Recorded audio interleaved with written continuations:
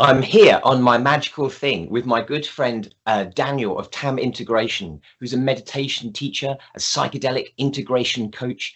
We met because you very kindly invited me to participate in the online psilocybin summit that you did last year before such things were fashionable, to be entirely online, which was amazing. It's lovely to have you here on my magical thing, Daniel. Thank you. It's an honor to be here. And I'm also, maybe publicly, I'll even invite you to the second annual Psilocybin Summit. Oh, that's very kind. Thank you. Yes. We could do my magical thing Psilocybin Summit version. Yeah, let's do that. Let's do that. Please may we see your magical thing. So I've got two. I'm doing double duty. I've got two. So one is this thing you see behind you, and then the other one are these. And these are silver coated. These are painted Rudraksha beads. It's a mala of Rudraksha beads. My wife and I go to New York sometimes to see Amma, the hugging saint. That's part of our practice. And one of my favorite stores there is called Beads of Paradise. Because, I mean, I'm sure you know that a lot of... we should cut this part out. We never cut the part out. We just go straight through it. Do it. They have magical things in there. It's not like a New Age shop that always just has the same plastic Buddhas. You know, they have weird stuff.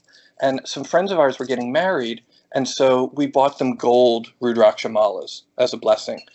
A year later, before we decided we were even going to get married, they bought us silver ones.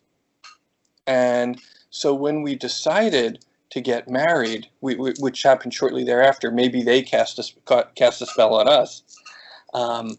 One of the things that we decided to do was do a mantra accumulation, right? So Amma gives mantras as initiations. And so we both have our own mantras. We have no idea what the other one's is because they're secret.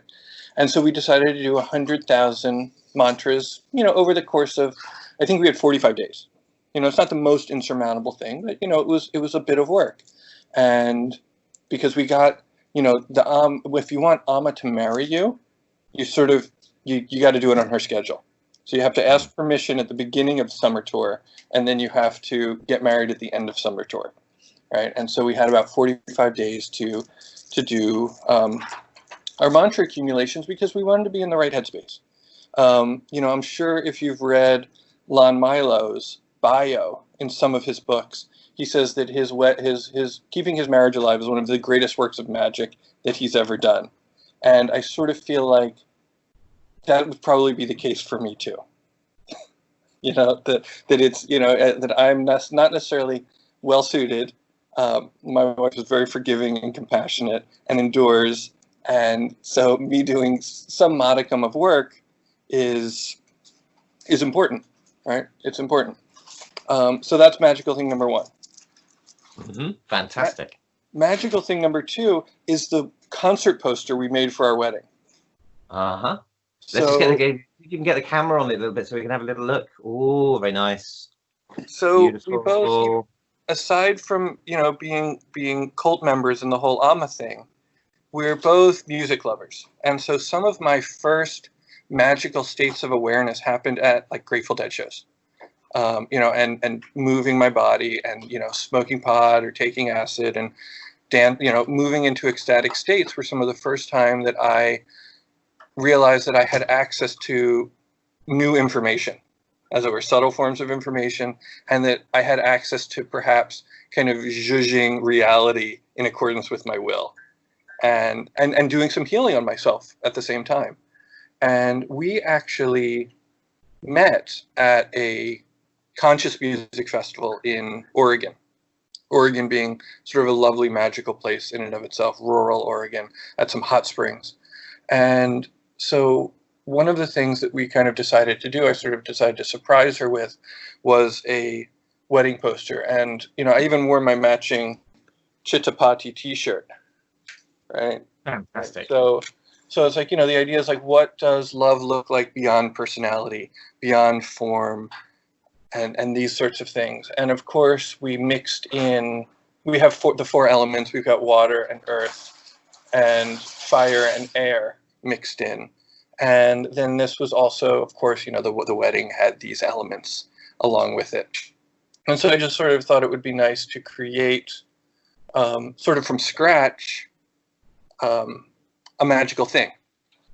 And of course, I didn't do this. My artistic ability is not this wonderful. I sort of drew it on the back of an envelope and handed it to a friend of mine, and he, took it from there. And it has served us well. It's served us well thus far, and is a really kind of nice reminder of what we're trying to do. That's fantastic. What a beautiful set of lovely magical things pointing towards the labor of love. Yes. Which is really, really delightful. Fantastic. Daniel, thank you so much for showing us your magical things. Can we have another look at the super-powered charged mala? There it is. Right. This is, Beads of Paradise. Can't recommend enough. Because, New York also, has, there are places that have energy to them. And as try as you might, everybody's just building Starbucks and Gaps all over them. And there's, these little tiny holdouts of magical spaces in these cities. And that's one of them. Fantastic. Where the power is zhuzhing away. I like that word. We must incorporate that word. Excellent. Use it more often. Daniel, thank you so much for your time. Good to see you, man. Thank you. Cool. I'll catch you soon. Ciao. Ciao.